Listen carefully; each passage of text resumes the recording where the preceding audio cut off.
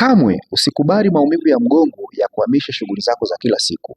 Ipo hivi, maumivu ya mgongo si kitu cha kupuuzia kama watu wengi wanavyofanya.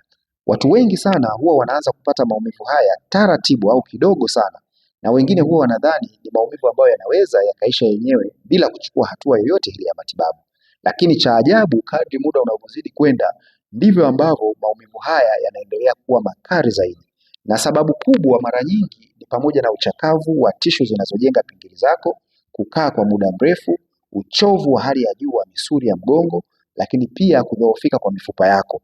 Sasa, hali hii inaweza ikakufanya ushindwe kufanya shughuli zako za kila siku kwa ufanisi kama ilivyokuwa mwanzoni. Lakini wakati mwingine hata kulala kwa amani unaweza ukashindwa. Kwa hiyo kadri siku zinavyozidi kupita na maumivu na yenyewe yanazidi kuongezeka, hatimaye yanakusababishia ushindwe kukaa kwa muda mrefu. Utapata maumivu yanayoshuka mpaka kwenye miguu, wakati mwingine hata mwili wako unapoteza nguvu kabisa ya kufanya shughuli zako za kawaida. Na watu wengi sana huwa wanakuja kutafuta suluhisho wakati tayari tatizo lao limeshakuwa kubwa zaidi.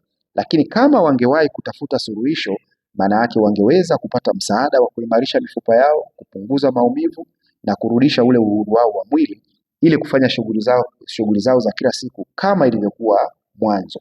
Kwa hiyo kama ni wewe au ni ndugu yako anateseka na maumivu makali ya mgongo